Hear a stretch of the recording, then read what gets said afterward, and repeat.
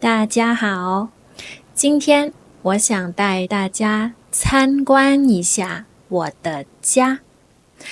不过这个家其实是临时的，因为我们只在这里住2个月。下个星期我们就要搬走了，所以我想在搬走之前带大家看一看。走吧。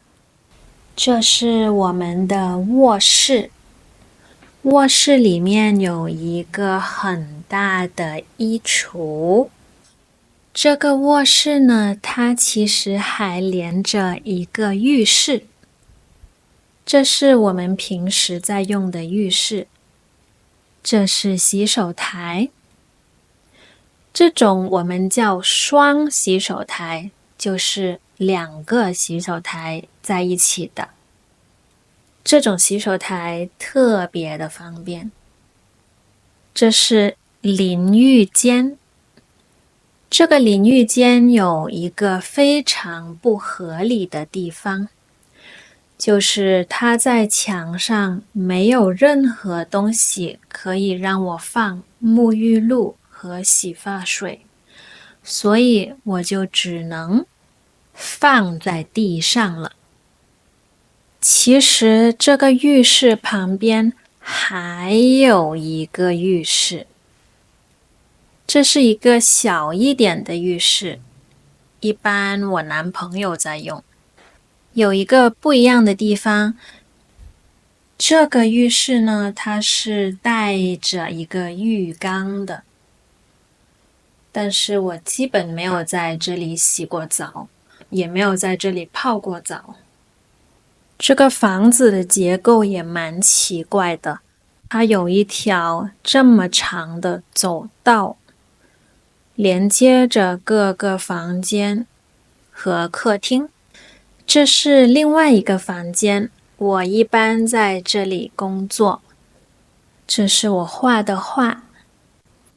我的桌子有点乱，很多这种拍摄用的东西。这个是麦克风，这个也是麦克风，这是一个摄像头，还有各种的线。好，那现在带大家去看一下我们的客厅和厨房。这是我们的客厅，这里有一张沙发，这里还有一张单人的沙发，应该说是单人的椅子吧。为什么这里会有电脑呢？是因为我这2天搬到客厅来工作了。不过其实我最喜欢的是这个厨房，因为它足够的大。洗衣机在这里，旁边是洗碗机。他们的餐具也非常的齐全，叉子、勺子、刀都有很多。在中文里，这叫灶台。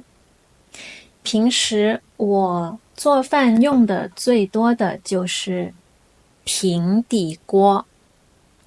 你们知道为什么它叫平底锅吗？因为它的底是平的，所以叫平底锅。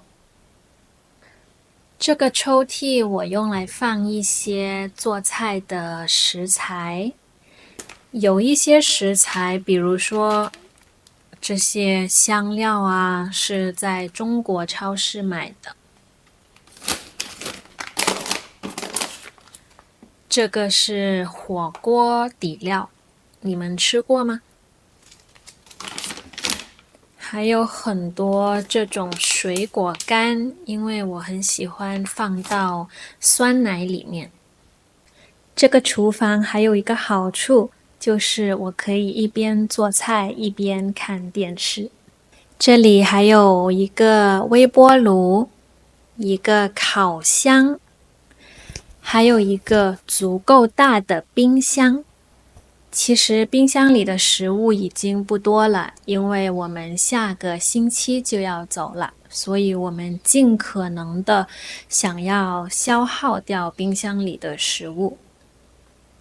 这个房子还有一个我们都很喜欢的地方，就是它有一个很大的阳台。我每天早上都会坐在沙发上，然后喝一杯茶，冥想一下，然后再开始工作。我们也经常会在这张桌子上吃饭，洗了衣服也会晾在这个阳台上。但是这个阳台也有不好的地方，就是它的周围全部都是楼，所以有时候觉得还是不够隐私。但是我们只在这里住2个月，所以这个房子对我们来说，还是挺好的，我们还是挺喜欢的。好了，那这就是一次很简单的参观。等我到了葡萄牙之后，我们还有另外一个房子，那我可以再带你们看看我下一个房子。如果你很喜欢这种慢读中文，也觉得它对你的听力很有帮助，你可以关注我，我每个星期都会更新哦。下次见，拜拜。